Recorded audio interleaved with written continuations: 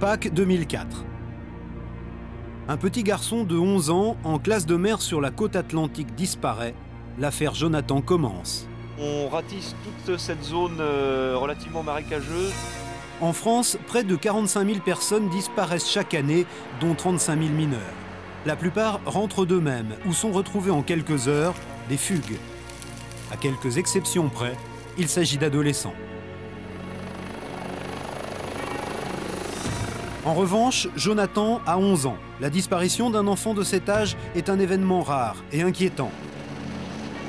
À Saint-Brévin, c'est sous le regard de dizaines de journalistes que les gendarmes commencent leur enquête. Le résultat est immédiat, les témoignages arrivent par centaines. Numéro vert, bonjour. Les gendarmes doivent faire le tri. Tout le monde veut donner un coup de main, comme cet homme qui s'est présenté spontanément. Je voudrais participer aux recherches quand même. C'est vrai ? Comme dans chaque affaire de disparition, des personnages intéressés commencent à s'agiter dans l'ombre.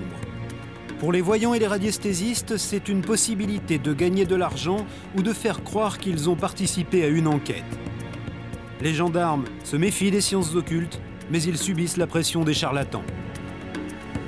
C'est pas une habitude de travailler avec du radiesthésiste ni du médium. Hein. Maintenant, lorsque le témoignage apparaît sérieux, lorsque les éléments apparaissent très précis, on se doit, c'est bien évident, d'aller vérifier cette piste. Mais les indications livrées par les voyants n'aboutissent à rien. C'est par hasard qu'un mois plus tard, le corps de Jonathan est découvert dans une mare. Aucun, parmi les milliers de pratiquants des sciences occultes, n'avait indiqué l'endroit. Mais comme à chaque fois, ils ont tenté de profiter du désespoir d'une famille.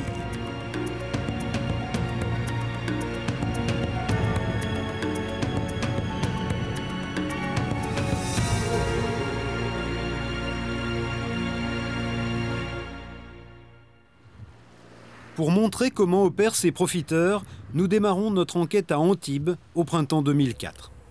Annie et Jacques Audois. Depuis 13 ans, ils cherchent à savoir ce qu'est devenue leur fille Marie-Hélène, dont on perd la trace un jour de 1991 entre Monaco et son domicile. Tout est parti d'ici, elle habitait ici. Donc elle est partie le 21 mai 91. Ça fait 13 ans qu'elle est partie et qu'on n'a plus de nouvelles. Marie-Hélène était à l'époque commerciale pour un laboratoire de produits pharmaceutiques. Ce 21 mai 1991, elle quitte son domicile d'Antibes le matin pour se rendre à Monaco où elle a rendez-vous chez un pharmacien. On ne retrouvera jamais ni Marie-Hélène ni sa voiture. Comme chaque famille de disparus, les Audois ont imaginé que toutes les polices de France allaient être sur les dents 24 heures sur 24. La police ne nous disait pas forcément ce qu'ils faisaient et nous, on trouvait ça un peu normal en pensant qu'ils travaillaient sans nous le dire, forcément, pour le secret de l'instruction. En fait, dans les premiers jours, la police ne lance pas d'enquête. À cette époque, on ne recherche pas les majeurs, on considère qu'ils sont libres de disparaître. La loi ne permet d'entreprendre les recherches que si la disparue semble avoir été victime d'un acte criminel. Pour Marie-Hélène, il faudra près d'un mois pour que l'enquête commence. Alors pendant cette période, ce sont les Audois qui mènent les recherches. J'avais acheté un sonar et on avait essayé de sonder le canal de la Durance et avec des amis bénévoles et on avait sorti 3 ou 4 voitures, je ne me souviens plus. Mais malheureusement, il n'y avait pas la voiture de Marie-Hélène. Avec leurs amis, les Audois collent des affiches, des milliers d'affiches. Ils se mettent à la recherche de la voiture de leur fille. Ils louent un hélicoptère. Ils explorent chaque route, chaque chemin de l'arrière-pays que Marie-Hélène aurait pu emprunter. Avec du matériel d'escalade, ils fouillent tous les ravins dans lesquels sa voiture aurait pu s'écraser. Des mois sans retrouver la moindre trace, le plus petit indice. Depuis 13 ans, leur vie n'a plus que cet unique objectif, savoir ce qui s'est passé. Ils sont condamnés à chercher parce que l'enquête de police ne leur a rien appris. Sans doute a-t-elle démarré trop tard. Pour comprendre comment cela a pu se produire, nous rencontrons à Paris Michel Offray. Depuis 20 ans, il est considéré au sein de la police comme le spécialiste français des disparitions de majeurs.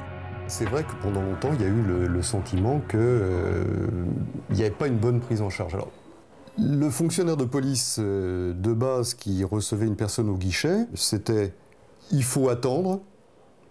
Il est majeur, il fait ce qu'il veut, il faut attendre 48 heures, une semaine, 15 jours, un mois, enfin bon, bref, on peut entendre un peu n'importe quoi à ce sujet-là. Ou, encore pire, il est majeur, il fait ce qu'il veut, on n'a pas à le rechercher. Aujourd'hui, les choses devraient avoir changé. La loi a évolué.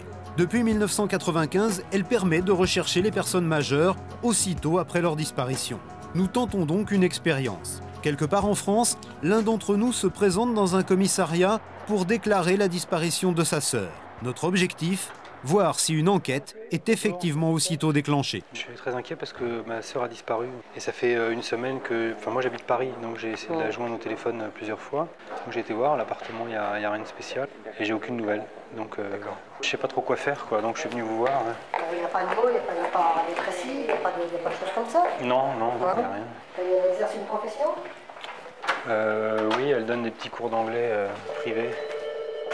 La première impression est bonne. Le policier nous reçoit dans un bureau et nous écoute attentivement. Ses questions sont pertinentes. Qu'est-ce qui vous fait dire que ça fait 8 jours qu'elle est partie? Ça fait 8 jours... Non, ça fait 8 jours que j'essaie de la joindre. Ça fait peut-être plus, j'en sais rien. Avant son départ, elle n'a pas prévenu vos parents en disant, je sais pas, j'ai pas le moral, ça va pas? Non, j'ai eu ça. Non. Donc il n'y a pas de circonstances particulières liées à la disparition. Qu'est-ce qu'il faut que je fasse alors? Le policier est perplexe. Il va sortir pour demander conseil à ses collègues. À son retour, il a semble-t-il trouvé le cadre juridique dans lequel il pourra classer notre affaire. Oui, ça semble plus une recherche dans l'intérêt des familles que des disparitions inquiétantes. Une recherche dans l'intérêt des familles, une RIF. Il s'agit d'une procédure mise au point après la guerre 14-18 pour retrouver des soldats disparus et régler les problèmes d'héritage. Elle n'entraîne aucune enquête policière et n'est pas adaptée aux disparitions inquiétantes. La nouvelle loi dit pourtant qu'une disparition déclarée doit immédiatement faire l'objet d'une enquête. Mais elle précise que c'est uniquement si les services de police estiment qu'elle présente un caractère inquiétant, et c'est là le problème. La décision d'ouvrir une enquête dépend seulement du fonctionnaire qui enregistre la disparition. Je peux vous dire qu'on est inquiet. Oui, on est toujours inquiet, oui, mais quand je dis le mot inquiet, c'est qu'il y a des éléments qui font penser que c'est inquiétant. Et la loi ne définit pas précisément ce qui établit le caractère inquiétant d'une disparition. Le problème se résume à ça. On ne peut pas savoir dès le départ si la disparition est inquiétante parce que le seul élément de jugement qu'on a, le seul élément d'évaluation qu'on a au départ, c'est ce que vient dire la personne qui signale la disparition. Or, si la personne vient signaler la disparition, c'est que de son point de vue, c'est une disparition inquiétante. Dans notre affaire, il n'y aura pas d'enquête. Au regard de la loi, le policier ne commet pas de faute. On peut faire plus, on ne peut pas faire plus. Je vais essayer d'avoir plus d'éléments. Oui, essayer d'avoir plus d'éléments, puis vous ramener. Mais cette notion de disparition inquiétante est totalement subjective. L'absence soudaine et inexpliquée d'une personne n'est visiblement pas un élément suffisamment inquiétant. Les familles doivent se montrer terriblement convaincantes. Il faut probablement noircir le tableau si l'on veut être pris au sérieux. Depuis 13 ans, les choses n'ont donc pas tellement changé. En 1991, les Audois s'étaient retrouvés dans cette situation et depuis, ils essaient par tous les moyens de savoir, de trouver des indices ou des témoignages. Elle était belle et elle avait plein de projets. Ce soir, ils sont devant leur télévision pour regarder la diffusion d'une émission à laquelle ils viennent de participer pour parler de leur fille. À chaque fois, c'est la même souffrance. Ma vie s'est arrêtée. On continue à survivre. On survit parce qu'il faut survivre. Mais je suis très ému. C'est toujours aussi difficile de parler, de voir ce qu'on a fait, où nous en sommes. C'est assez difficile.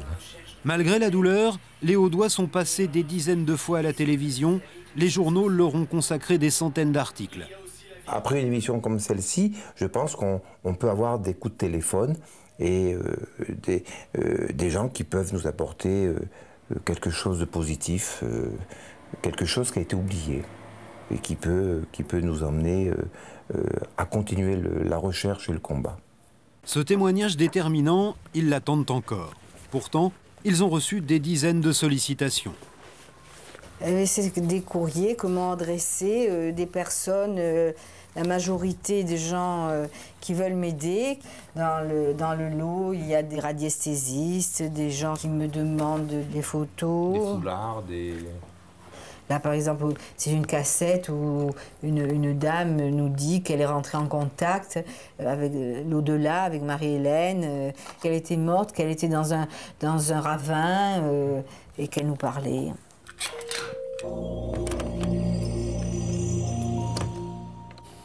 Bonjour, monsieur Audois. Ce matin, j'ai donc recherché Marie-Hélène dans l'au-delà, avec dans l'esprit qu'elle n'était plus sur Terre. J'ai demandé « Où es-tu ?» Une voix d'homme répond « Ça m'agresse un peu, ça, vous voyez, parce que... » Où es-tu, s'il te plaît? Au Mexique. Très lointain, mais très clair, au Mexique.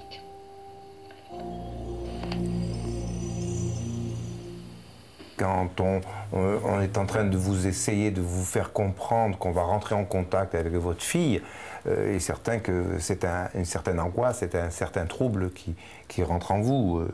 Même si vous n'y croyez pas, ça vous perturbe. Des illuminés, pas seulement. Il y a aussi les vautours qui veulent tirer profit de l'affaire. Mais au départ, il n'est pas question d'argent. Au départ, c'était toujours gratuit. Pour eux, ils faisaient des recherches gratuites. Et au bout d'un certain temps, ils nous demandaient de contacter de nous-mêmes un voyant, recommandé par eux, et là où il fallait effectivement financer. Jacques et Annie Audois, pourtant, sont condamnés à ne jamais abandonner. Ils veulent savoir ce qui s'est passé. Ce soir, comme après chaque passage à la télévision, des coups de fil, car une des conséquences de la médiatisation, c'est cela, les appels de ceux qui pensent avoir une solution miracle. Vous êtes radiesthésiste? Non, je suis boulanger tout simple, madame. Oui. Et j'aurais aimé en savoir plus, parce que comme je vous dis, j'ai beaucoup de nez. Qu'est-ce que vous ressentez là actuellement? Actuellement, j'avais envie de vous téléphoner et puis de dire mon soutien et quelque part, j'aurais bien savoir beaucoup d'éléments. L'homme veut rencontrer les parents de Marie-Hélène. Il aurait des choses à leur dire. Nous proposons à Jacques Audois de l'accompagner. Il est prudent car tout le monde sait que les Audois ont offert 75 000 €, 500 000 francs, pour récompenser celui qui leur apprendra la vérité sur Marie-Hélène. Le risque, c'est que n'importe qui tente sa chance. Mais on va vite le savoir, de toute façon c'est pas gênant, parce que si c'était une escroquerie, c'est pas si facile. Il est certain que je vais pas donner un chèque ou une enveloppe de 500 000 francs si on me laisse pas avoir la possibilité soit de voir Marie-Hélène, soit de voir son corps, donc ou ses restes. Non, je l'ai pas vu, là j'ai fait signe à la maison. Non, moi je suis resté discret, je regardais si vous n'étiez pas à La rencontre a lieu au domicile du voyant. Alors, allez, voilà la photo de Marie-Hélène. Et comment vous ressentez alors quand vous... Tout ce qui est ressentir, c'est un flash. C'est un flash et je ne peux pas... Un flash avec une image ou un flash... Oui, c'est un flash avec une image. C'est un flash avec une image. Vous ne pensez pas qu'il y avait parti à l'étranger? On a fait également cette thèse. Je ne sais pas pourquoi il y a quelque chose qui me dit, moi, ça. À l'évidence, ce voyant n'a pas vu grand-chose. Il émet quelques hypothèses banales auxquelles tout le monde a déjà pensé. Vous m'intéresserait des éléments que vous pouvez m'apporter sur votre fille. C'est-à-dire? En fait, il cherche des informations. Comment elle était, son caractère.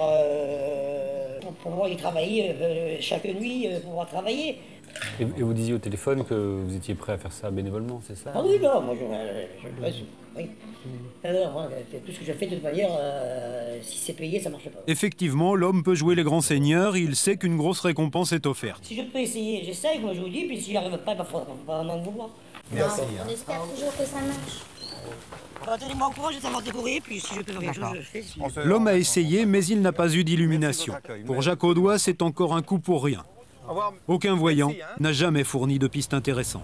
Bon, maintenant, je n'attends pas de nouveaux éléments, je n'attends rien. Pour moi, c'est affaire cassée. Demain, on attend encore autre chose pour pouvoir travailler. Ça fait 13 ans que ça dure. Nous décidons d'aller voir de plus près ce que sont ces marchands de paranormal. Pour cela, nous allons inventer une fausse disparue. L'une des journalistes de notre rédaction nous confie 2 photos. Durant notre tournage, elle ne va disparaître à aucun moment. Nous la croiserons tous les jours à Paris. Nous lui donnons une fausse identité, Marie Joulin, et une fausse adresse.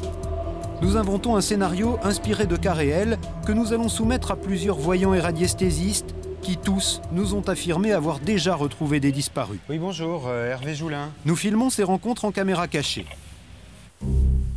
Nous visitons ainsi une voyante adepte des tarots. Bonjour monsieur. Bonjour, Hervé Joulin, c'est moi qui vous ai appelé. 4 paquets, 4 tas. Vous coupez 3 fois, ce qui va nous donner 4 paquets. Nous allons consulter un marabout qui lit dans les coquillages et prononce des formules magiques. Donnez-moi vos 2 mains. Les 2 vides.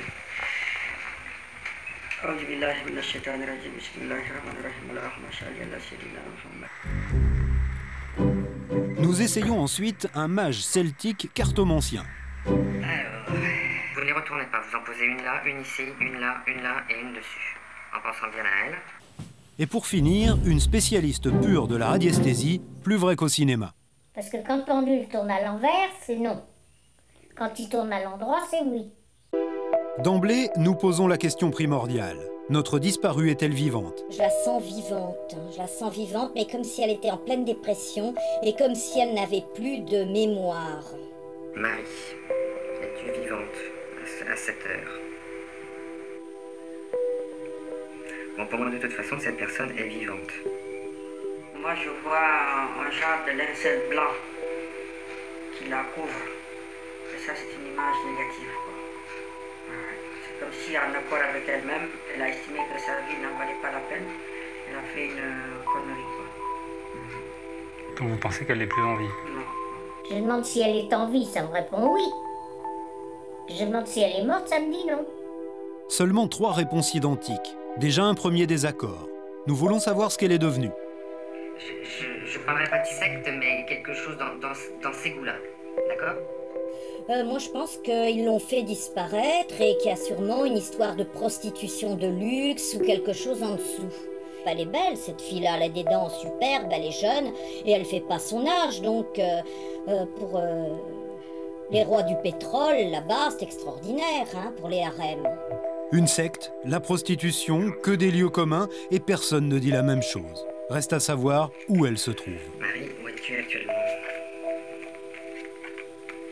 Pendule qui tourne à une vitesse comme ça, c'est assez rare. Hein? Allemagne, Belgique, oui. Elle est dans la région de Cannes, parce que je serais dans la région de Cannes qu'il faudrait chercher. D'accord.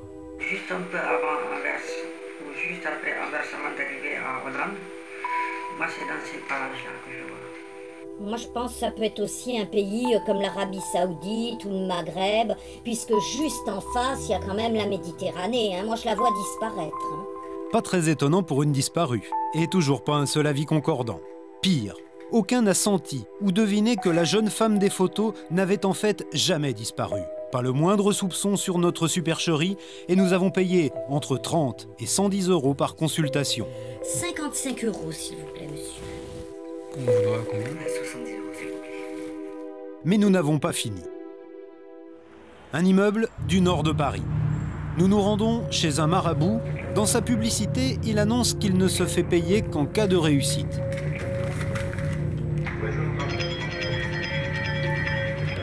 Bonjour. Pourtant, moins de 5 minutes après notre arrivée, il nous demande de l'argent. Vous payer la consultation, je vais consulter. Pardon? Vous payez la consultation. Je ne sais pas combien c'est votre consultation. Ah, c'est 100 €. C'est 100 €? Ouais, ouais. Moi, je suis pas n'importe. Pour se justifier, il essaie de nous convaincre de son sérieux. Je suis avec le Premier ministre. Avec Jean-Pierre Raffarin? Oui, oui. Il est là pour me remercier. Sur les photos, Jean-Pierre Raffarin et Nicolas Sarkozy, des photos prises dans un lieu public qui ne démontrent rien. Ça, c'est l'ex-premier ministre de l'Intérieur. Ouais. Sarkozy, c'est moi ça. Ça, c'est Sarkozy. Je suis très connu, il n'y a pas de problème dans ça. Si tu veux rencontrer un jour, tu viendras, tu vas serrer la main ici. Le marabout essaie pourtant de nous faire croire qu'il vienne le consulter la nuit, ici, dans cet appartement. Nous payons pour voir jusqu'où l'homme va oser aller.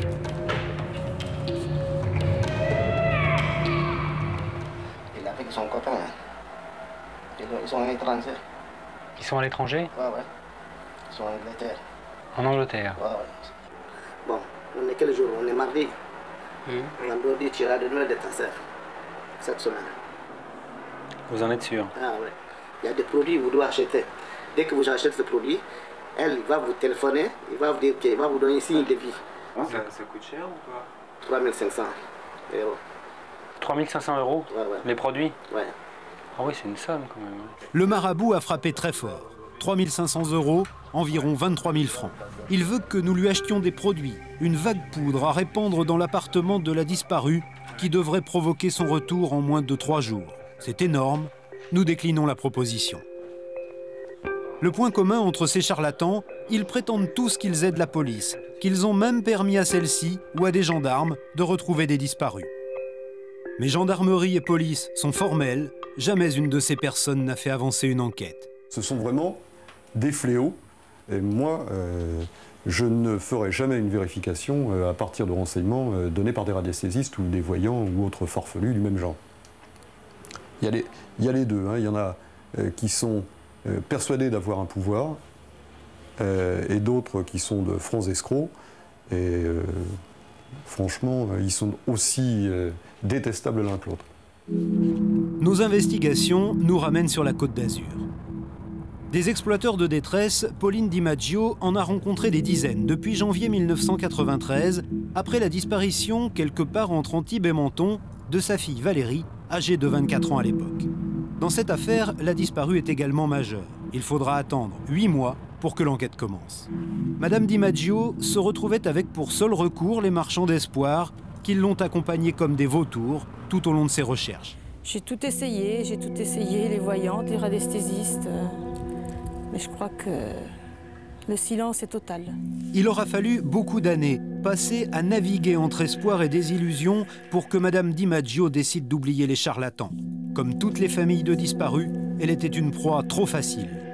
Vous êtes tellement fragilisé, vous êtes tellement pas bien, vous êtes tellement que vous y allez. Vous dites, bon, bah, peut-être qu'elle sera mieux que les autres. Et finalement, vous en faites une dizaine, une vingtaine, et puis vous apercevez que c'est toujours la même chose. C'est toujours la même chose. Vous apercevez qu'il n'y a rien de concret, que vous passez à la caisse, c'est des tiroirs caisses, et puis c'est tout. C'est tout. Tout ça m'a coûté très très cher. Ça coûte très cher. Vous avez totalisé un petit peu tout ça? On peut penser à 200, 300 000 francs. Au moins. Je l'ai fait souvent en cachette de mon mari, parce que lui, il est anti-voyant, anti-radiesthésiste. Et bien souvent, je l'ai fait en cachette. Parce qu'on finit par se dire ça devient grave de consulter ces gens-là. Le jour où elle a compris, c'est lorsqu'un radiesthésiste qui lui réclamait 8 000 francs et prétendait avoir localisé le corps de Valérie, l'a envoyé vers un endroit très précis où devait se trouver ce corps. Il m'avait dessiné une carte avec des points rouges où se trouvait le corps de ma fille enterré sous un amas de pierres. Voilà, c'était là. On s'est arrêté là. Et il n'y a rien qui prouvait qu'il y avait des mouvements de terre, de pierre et tout. On a cru. De toute façon, j'ai tout de suite vu que c'était un traquenard. Pour cette fausse révélation, le charlatan avait donc demandé 8 000 francs après plusieurs rendez-vous durant lesquels il l'avait préparé psychologiquement. On est sensibilisé, on est pris par le doute, par l'émotion, par la souffrance. Et s'il y a quelque chose à faire, ben, il faut le faire, parce que si vous ne le faites pas, vous allez avoir des scrupules. Si vous ne faites rien, vous allez dire « mais attendez, je ne suis pas une bonne mère ». Mais on fait tout, on va jusqu'au bout. Mais s'il fallait recommencer, je le referais, hein, sans hésiter un instant. Quitte à replonger sans cesse dans les mêmes pièges, de façon inéluctable. Un phénomène que connaît bien Carole Damiani, psychologue à l'Institut national des victimes. Ces familles disent, si j'arrête de chercher, si j'arrête de faire quelque chose, c'est moi qui tue mon fils ou ma fille. Parce que dans ce cas-là, je le condamne, puisque j'estime qu'il n'y a plus à le chercher, parce que c'est terminé. Et ça, ils ne veulent pas en prendre la responsabilité, donc ils sont prêts à tout. Même si leur logique leur dit c'est quelque chose qui est complètement irrationnel. L'esprit humain n'est pas toujours très logique. Il y a la raison d'une part, et puis il y a cette culpabilité qui les ronge. Et il vaut mieux passer pour un idiot à la limite que d'être dévoré par cette culpabilité. Pourtant, notre enquête nous fait découvrir qu'il existe une équipe spécialisée dans la recherche de disparus majeurs. C'est la BEAP, la Brigade d'enquête sur les atteintes aux personnes. La BEAP, c'est la vitrine de la police en matière de disparition. Mais elle ne recherche que les disparus de Paris et de la proche banlieue. 3000 dossiers traités chaque année, seulement un petit tiers des 10 000 majeurs disparus en France. Comme dans une enquête criminelle, il faut faire vite pour résoudre une disparition. Les 2 premières journées sont capitales. Une disparition, dans un premier temps, c'est vrai qu'on plus on fait des recherches efficaces rapidement après la disparition, et plus on a des chances de retrouver la personne. Donc on va faire toutes les gammes de recherche, interrogation bancaire, portable, sécurité sociale. C'est vraiment les grands axes dès le départ qui nous permettent de retrouver les personnes rapidement. Donc ça, c'est le plus récent. Première affaire de la journée. Donc là, il s'agit d'un autiste qui a disparu hier midi, mais dont la déclaration a été faite hier soir. Signalée dans un commissariat par la maman, la disparition est transmise à la BEAP. La recherche commence immédiatement. Oui, bonjour. Bonjour. Je vous appelle, je m'occupe de disparition inquiétante de personnes majeures. J'ai un problème avec un jeune homme autiste qui a disparu de... La première étape, c'est l'appel aux services d'urgence, aux hôpitaux psychiatriques et à l'Institut médico-légal. C'est une démarche systématique qui permet de retrouver une grande quantité de disparus. Je m'occupe de disparition inquiétante de personnes majeures. J'ai un problème avec un jeune homme autiste qui a disparu de Vitry hier après-midi. Alors je voulais savoir s'il n'était pas chez vous. Non. Merci. Les premiers coups de fil ne donnent rien. Le problème, c'est que s'il n'est pas dans le 94, s'il est avec un bus, il peut être à perpète. Hein. C'est ça le problème. Exceptionnellement, les enquêteurs vont demander à la presse de passer un avis de recherche. Il y a vraiment urgence, le disparu est en danger, seul dans la rue. Le lendemain matin, la presse publie l'article. Quelques heures plus tard, coup de téléphone d'un hôpital de grande banlieue. On vient de leur amener un jeune homme qui correspond au signalement. Excusez-moi. Bonne nouvelle, il a été retrouvé. Ah. Où ça, ce coup-ci ? Il est à Poissy. A priori, c'est mes collègues qui l'auraient peut-être récupéré dans la nuit, mais je n'ai pas plus de précision. D'accord. Ok. Merci, Marielle. La famille est prévenue. Sa mère et sa sœur peuvent donc aller le récupérer. Sa disparition aura duré moins de 48 heures. Alors, Jamel, hein ? Et pourquoi tu t'es revenu pour commencer, Jamel ? Tu restes avec maman ou avec moi ? À Paris, 95% des cas sont ainsi réglés en quelques heures ou quelques jours. Pour les autres, la disparition peut durer longtemps, parfois 1 ou plusieurs années. Dans ces tiroirs, les fiches de tous ces disparus longue durée, dont beaucoup sont probablement morts. Mais l'enquête n'est jamais vraiment refermée. Dans les disparitions longues, les policiers ont une autre technique. Interroger régulièrement les banques et les opérateurs de téléphones portables. Des informations qu'aucun enquêteur privé ne peut obtenir. J'ai un problème avec un monsieur qui a disparu depuis quelques mois. J'ai un numéro de compte, enfin j'ai tout sur le répond. J'aurais voulu savoir si il fonctionnait encore ce compte. Ah ben voilà, déjà, voilà. Est-ce que vous pouvez seulement me donner la date et le lieu du dernier retrait ? Bon ben déjà, bon. Un téléphone ou un compte en banque qui fonctionne, c'est la certitude que le disparu est vivant et une bonne chance de le localiser. On est sans nouvelles de l'homme depuis plusieurs mois. La banque qui reçoit son RMI vient de donner une adresse aux policiers. Ils peuvent aller vérifier. C'est une famille qui n'a plus de nouvelles de leur fils depuis des mois. C'est quelqu'un qui était déjà un petit peu sans domicile fixe déjà depuis des années, a priori. Du RMI. Ouais, il a une cicatrice sur le visage, côté gauche, sur nez et joue. Puis il fait 1m90, donc déjà... Ça permet de reconnaître. Voilà, déjà, si on en trouve un grand avec un truc, là déjà on dit, c'est lui, hein, déjà. On va voir. Hein. L'adresse que leur a donnée la banque est au bord de ce canal. On ira aller voir tout à l'heure, c'est peut-être eux. Hein. Le grand, t'as vu le grand ? Mais il est balèze, il est pas si balèze que ça, si. Sur l'autre rive, un groupe d'hommes désœuvrés attire leur attention. Il y en a un qui n'a pas l'air d'être très content de notre visite. Qui est où ? Pour quelle raison ? Mais il est justement derrière la petite maison, là-bas. Dans ce genre de situation, les enquêteurs de la BEAP évitent d'annoncer qu'ils sont de la police. Bonjour, ne vous inquiétez pas.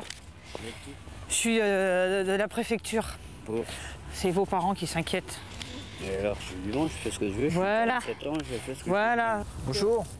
La cicatrice, signalée par la famille. Ils étaient un petit peu inquiets, ils n'avaient plus de vos nouvelles, quoi. Ah oui, mais moi, je ne peux pas leur téléphoner à chaque fois. Moi, Oui, ça... Ils savent très bien que je vis dans la merde, comme on dit. Si vous aviez l'occasion de leur passer un petit coup de fil, ça serait bien, là. Si vous voulez pas, on ne donne pas l'endroit où ils peuvent vous trouver. Non, vous dites... ah, mais je dis rien. D'accord. On ne dit rien. Ah, mais moi, je ne dis rien. Vous m'avez vu. Ah, moi, je vais leur dire que je vous ai vu en pleine forme. Merci. Hein. Au revoir. Au revoir. L'homme est majeur et la loi interdit aux policiers d'indiquer où il se trouve. On n'a pas à rentrer dans ce genre de considération, c'est son choix de vie. Et puis bon, donc maintenant, notre travail est en partie fait, il n'y a plus qu'à appeler les parents pour les rassurer, puis c'est tout.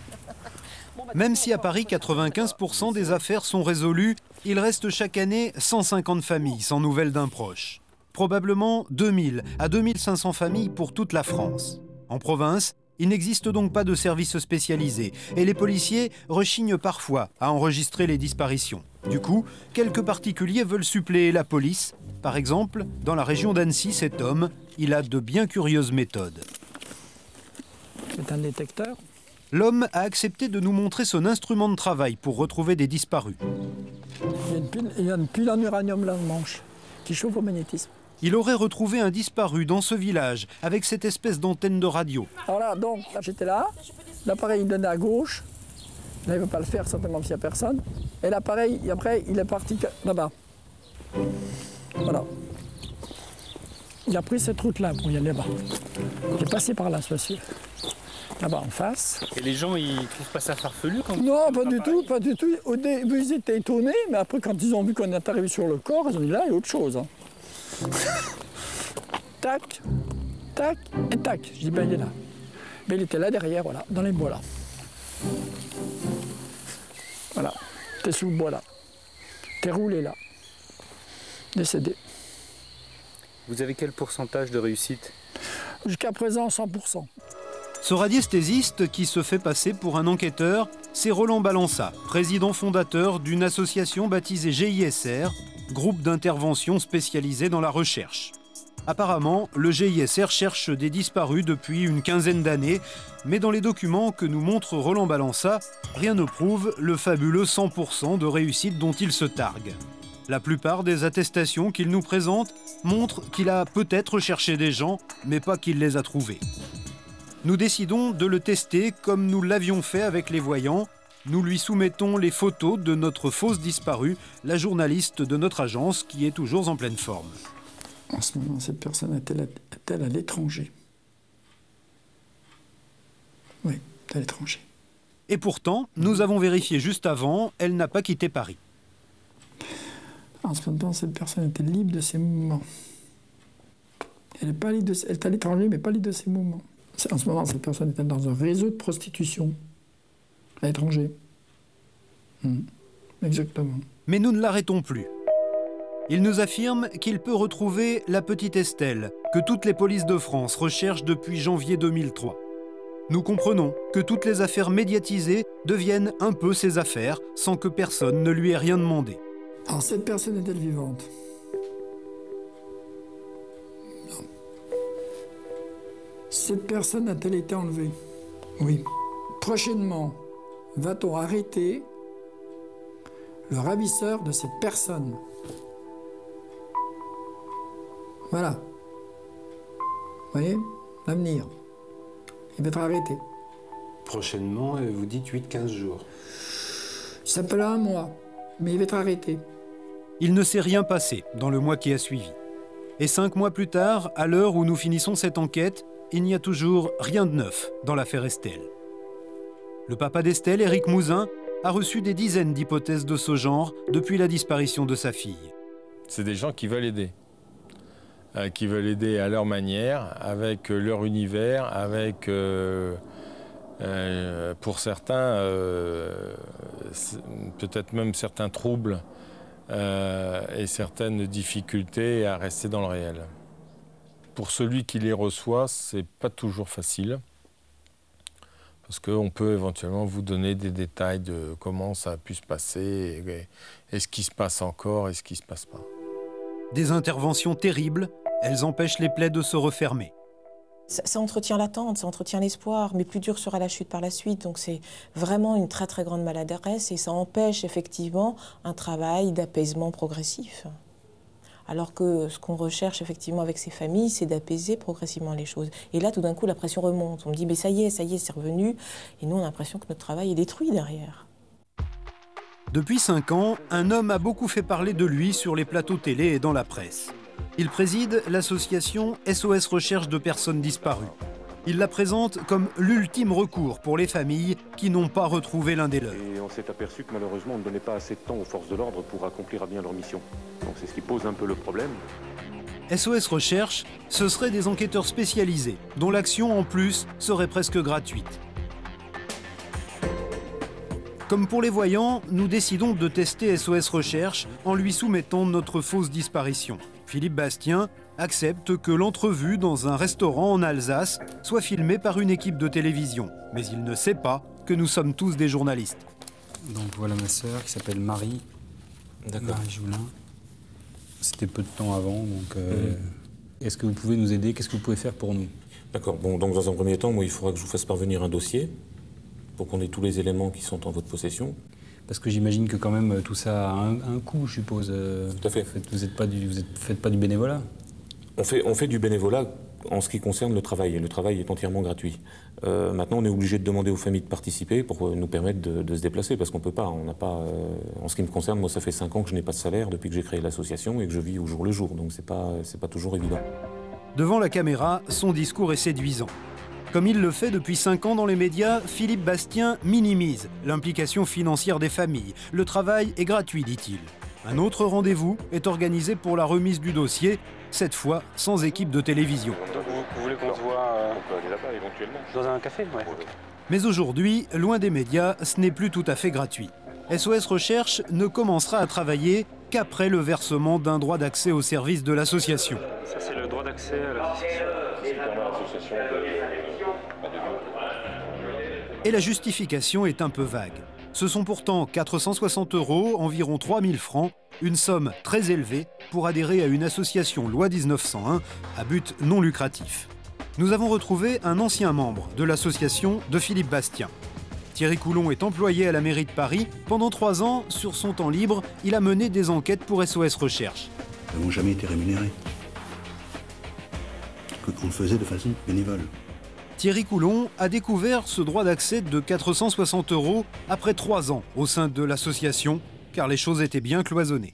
Moi, ces documents-là, je ne les ai jamais... j'avais donc les parties concernant les familles, les renseignements, mais cette fiche-là, je ne l'avais pas. Moi, je pensais, comme toute association, qu'il y avait une somme modique, mais de là à ce que ça soit 3 000 francs, maintenant 460 €, là, j'ai été un petit peu surpris. Au début de l'année 2003, Thierry Coulon a quitté SOS Recherche, effrayé par le montant des sommes en circulation. 460 €, c'est peut-être pas grand-chose pour une personne. Mais quand vous avez plus de 500 dossiers, ça vous fait quand même 1 500 000 francs. Et là, je pense qu'avec 1 500 000 francs, si on ne peut pas appeler ça de l'enrichissement personnel, je ne sais pas comment on peut appeler ça. Où est parti l'argent? C'est à M. Bastien qu'il faut poser la question. C'est ce que nous avons fait, et Philippe Bastien n'est pas très précis sur les chiffres. Il n'y avait pas énormément d'argent qui circulait, c'est pas possible, il faut arrêter, quoi. Je veux dire, il ne faut pas rentrer dans un délire. L'argent, à chaque fois qu'il est rentré, servait à une enquête et il partait sur l'enquête, c'est tout, ça s'arrête là. Nous n'en saurons pas plus. Philippe Bastien est incapable de dire combien de personnes ont payé, combien d'argent est entré dans les caisses de SOS Recherche. Le dossier d'inscription pour notre cher disparu porte le numéro 609. Si chaque famille a payé, cela représente 280 000 €, en francs, 1,8 million. Edith Kamrer a payé les 460 € d'inscription. Elle habite en Alsace. En 2003, elle a fait appel à SOS Recherche pour retrouver la trace d'une cousine. Le problème, c'est qu'à partir de ce moment-là, les mois se sont écoulés sans la moindre nouvelle. Et moi, je me disais, mais c'est pas possible. Quand on recherche quelqu'un, c'est tout de suite. On s'y met pas plusieurs jours après. C'est ça que j'arrivais pas à comprendre. C'est toujours moi qui ai appelé. Alors c'est là que j'ai commencé à trouver que ce n'était pas sérieux. Parce que quelqu'un qui fait un travail devrait vous rendre compte de ce qu'il fait. Mais il me disait toujours « Ah, je reviens du Portugal, je reviens de droite, je reviens de gauche ». Et puis, bon, il avouait quand même qu'il n'avait rien fait. Ça, il avouait. Hein. Il n'a pas dit que... Mais il allait mettre quelqu'un, 2 personnes même, pour que ça aille plus vite. Mais ça, c'est à force que je me fâche. Edith Kamrer n'est pas un cas isolé. Valérie Cormier a relancé les recherches sur son cousin Stéphane, disparu dans la banlieue parisienne il y a 10 ans. Elle aurait pu comprendre que cette association ne trouve rien. Mais ce qu'elle n'admet pas, c'est le silence. Ces questions n'ont jamais obtenu de réponse. Ben oui, on recherche encore. On n'a rien, non, mais on tiendra au courant. Ils me tiennent au courant. J'attends encore qu'ils m'appellent. Depuis combien de temps? Ben là, depuis 2002, on est en 2004, donc 2 ans. Qu'ils me montrent ce qu'ils ont fait. Qu'ils me montrent un rapport, avec des témoignages concordants, avec oui, bon, on a recherché Stéphane à tel endroit, on a écrit à telle personne et puis on nous a répondu telle chose. Moi, les écrits, ça parle, hein. Le téléphone, c'est autre chose, hein. Mais on ne peut pas donner de nouvelles si on n'a pas de nouvelles, nous. Il est clair que on va pas prendre le téléphone pour appeler les gens, leur dire écoutez, on n'a toujours rien. Ça serait complètement ridicule. Sauf que les familles ont l'impression que rien n'est fait. À force d'insister, Edith Kammerer a obtenu que SOS Recherche s'occupe de son affaire, mais là, nouvelle surprise. L'enquêtrice m'a dit que je devais payer des frais de train, puisqu'elle venait de Dordogne, via Paris, 2 fois, avec frais d'hôtel et de téléphone. Alors à ce moment-là, j'ai dit, mais je suis désolée, moi je n'ai pas payé pour ça. Tout doucement, on vous amène à payer de plus en plus, mais ça on ne vous le dit pas au départ, hein, ça c'est clair. Car les familles doivent débourser encore pour rembourser les frais de l'enquête. Mais alors, puisque les frais de déplacement sont facturés par ailleurs, à quoi servent les 460 € versés à l'inscription ? Cela ressemble au prix d'un travail qui, souvenez-vous, est censé être entièrement gratuit. La somme qu'il demandait au départ pour les familles, il y avait largement de quoi, vu le nombre de dossiers traités, de pouvoir prendre en charge les déplacements. Donc pourquoi il demandait en plus les déplacements famille? Je me suis toujours posé la question et je n'ai toujours pas de réponse. Des questions sans réponse, avec SOS Recherche, il y en a beaucoup. Nous nous rendons en Alsace, à Dannemarie, là où l'association avait installé son siège social. À l'adresse plus rien, personne ne sait ce qu'elle est devenue. Sur le papier à en-tête récent, plus la moindre mention administrative, et en guise d'adresse, une boîte postale en région parisienne. Pas de téléphone fixe, mais un numéro de portable, celui de Philippe Bastien, qui donne systématiquement ses rendez-vous dans des cafés, une opacité qui est, semble-t-il, une vieille habitude. Je n'ai jamais vu en 3 ans de temps, ni une assemblée générale, ni une réunion qui permettait de faire des mises au point vis-à-vis de l'association. Thierry Coulon n'est pas seul à souligner ce manque de transparence. Nous retrouvons un autre ancien enquêteur. Il ne veut pas témoigner devant une caméra, mais au téléphone, il parle. On n'a jamais eu de bilan non plus exact de ce qui s'était fait, pas fait, des résultats, voilà, ni financiers non plus. Alors, financiers, n'en parlons pas. Quand on a dit qu'il avait pris de l'argent de l'association, je crois qu'il a confondu son porte-monnaie, le porte-monnaie de l'association. Et j'ai eu le sentiment, voilà, mon sentiment profond, c'était l'affaire à Philippe Bastien, et puis le point final, quoi. Nous avons exposé toutes ces accusations à Philippe Bastien. Mais nous n'obtiendrons aucune réponse précise, comme d'habitude. Je ne rentrerai même pas dans ce genre de choses. Je ne répondrai même pas à ces gens-là, je sais de qui il s'agit et j'ai pas envie d'en parler. Donc vous les laissez vous accuser en quelque sorte. Ils peuvent m'accuser, c'est pas grave. Pas grave, sauf peut-être pour les familles qui ont le sentiment d'avoir été abusées. Edith Kammerer a porté plainte auprès de la gendarmerie de son domicile pour escroquerie. L'enquête déclenchée par cette plainte est toujours en cours. En 18 mois, seules quelques auditions ont eu lieu. Quant à nous, avec notre fausse disparition, nous payons les 460 € pour voir ce que l'homme va entreprendre. Mais là encore, comme pour les autres familles, ce ne sera pas suffisant. Sans indice sérieux, il va nous proposer de partir enquêter au Maroc. Bien sûr, nous devons payer son voyage, environ 3 000 € supplémentaires. Nous n'irons pas plus loin.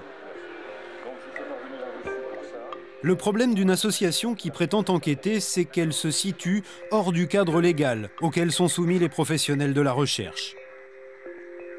Pour comprendre la réglementation des enquêtes privées, désormais sérieusement encadrée par la loi, nous avons rencontré un vrai détective, Roger-Marc Moreau. Une association peut faire mener des enquêtes, mais pour diriger l'enquête, il faut une personne qui réponde aux critères de la loi. C'est-à-dire que l'association peut avoir en son sein, pour faire appel à des avocats, par exemple pour plaider, ce n'est pas l'association qui va les plaider. Et bien lorsqu'ils veulent faire une enquête, il faut qu'ils fassent appel à un professionnel. Car maintenant, la profession a l'exclusivité de l'investigation privée. Pour exercer cette profession, il faut avoir fait l'objet d'un agrément préfectoral et des conditions sont requises, notamment l'obligation d'avoir suivi une formation professionnelle spécifique. Il faut répondre à des critères draconiens au niveau de la moralité, de l'honorabilité et de la probité. Toute personne qui mènerait des investigations qui ne seraient pas enquêteur privé est hors la loi. Oui, oui, dès lors qu'il se fait rémunérer, tout au moins. Des gens qui n'hésitent pas à réclamer beaucoup plus d'argent, nous en avons découvert. Des familles nous ont mis sur la piste d'une association, elle aussi à but non lucratif, qui prétend avoir trouvé la solution de plusieurs disparitions.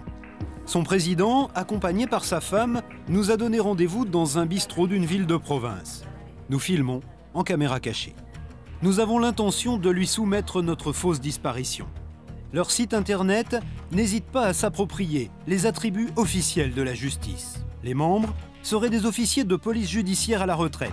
Mais il n'est pas tendre avec ses anciens collègues. Ce qui est sûr, ce jour-là, c'est que de la police, vous ne devez rien en attendre. Vous êtes un ancien policier? Oui, oui, oui. C'est pour ça que je vous parle en toute honnêteté. Si demain la police commençait à s'intéresser à tous ces cas et à faire tout ce qu'il faut faire, ben, il faudrait... On n'a pas le temps? Non, non, très honnêtement. Moi, je suis inspecteur de police à la retraite, bien sûr. On a quand même l'habitude des grosses affaires, on sait comment il faut faire. En plus, bon,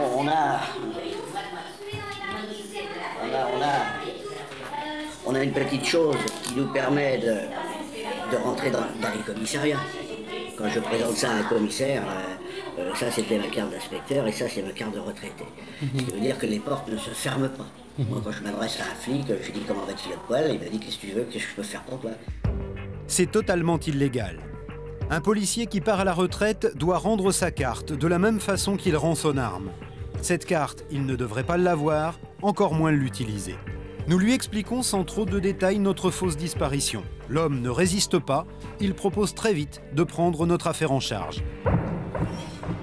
Alors, mais vous, par exemple, votre association, est-ce que vous pouvez nous aider? Bien sûr. Non, mais là, il n'y a pas de problème. Ah ben nous, on peut faire l'enquête. On peut essayer de rechercher votre sœur.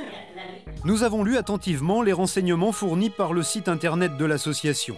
Il y est écrit que l'enquête est gratuite et que seul sera demandé le remboursement des frais de déplacement. Ce qui nous vaut cette superbe formule. Attention, gratuitement ne veut pas dire que ça ne vous coûte rien. Parce que tous les jours, vous êtes obligé de nous payer nos frais, tous les frais. On ne prend pas de l'horaire, rien du tout, il n'y a pas de TVA. Nous, c'est 232 € par jour et par enquêteur. Donc si vous souhaitez qu'il y en ait qu'un, il y en aura 15. Si vous souhaitez qu'il y en a deux, bon, on peut s'arranger, mais c'est uniquement pour payer l'hôtel, le restaurant, les repas, voilà, c'est tout. 232 € par jour, finalement rien de très étonnant. C'est la même technique que celle d'SOS Recherche.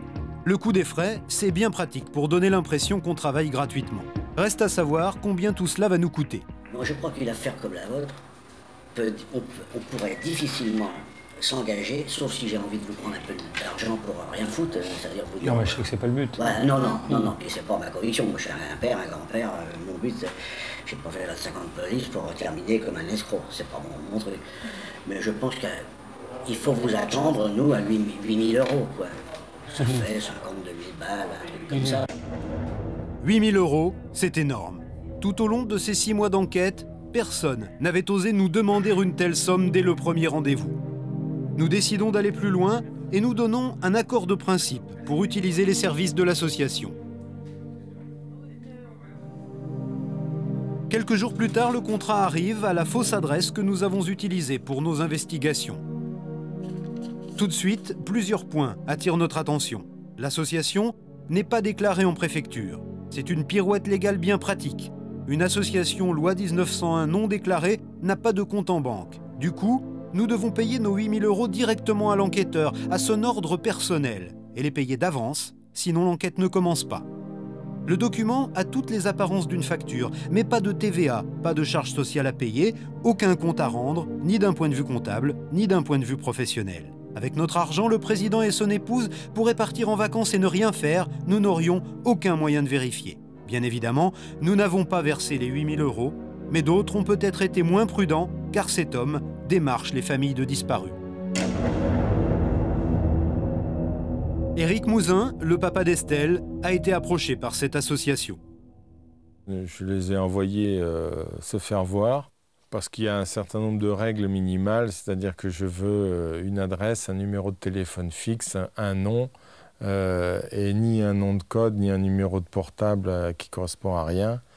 En plus de ça, je trouvais quand même que le goût du secret, c'est bien, mais bon, là, c'était vraiment n'importe quoi. Ouais. Est-ce qu'à un moment ou à un autre, eux vous ont proposé des services payants ? Je pense qu'ils n'étaient pas rentrés encore dans cette phase-là, mais que ça faisait partie de leur travail de préparation, je pense. C'est ce que j'en ai ressenti, en tout cas, et c'est pour ça que je leur ai dit qu'ils n'obtiendraient rien de moi. Voilà donc à quoi sont exposées ces familles de disparus pour lesquelles police et gendarmerie font probablement trop peu. Livrées à elles-mêmes, ces familles sont la proie d'individus sans scrupules, que le malheur des autres semble attirer, ou bien de farfelus, ou encore de mythomanes qui veulent jouer aux policiers. Tant que ces gens-là sont des personnes, je dirais, animées de bonnes intentions, ils ne font pas plus de mal qu'autre chose, avec toutes les réserves. Si leur motivation est une motivation ou de nuisance, ou mercantile, ou d'abuser de la détresse des autres, ceux-là, il faut s'occuper de leur cas. Hein. Le problème, c'est que pour s'occuper de leur cas, il faudrait que des plaintes soient déposées. Or, les familles, en plus de leur malheur, n'ont pas envie d'admettre qu'elles se sont fait avoir. Éric Mouzin essaye, lui, de dépasser son malheur personnel. Il demande la création d'un organisme qui aiderait les familles à ne pas se laisser escroquer. Si cette situation existe, si cette situation peut se développer, c'est parce que les gens ne sont pas pris en charge correctement, avec un interlocuteur qui va les aider à y voir clair. Et il faut les protéger de tous ces margoulins. Mais ça va jusque-là, l'aide aux victimes. Ouais. C'est aussi les préserver de ne pas devenir victimes une deuxième fois.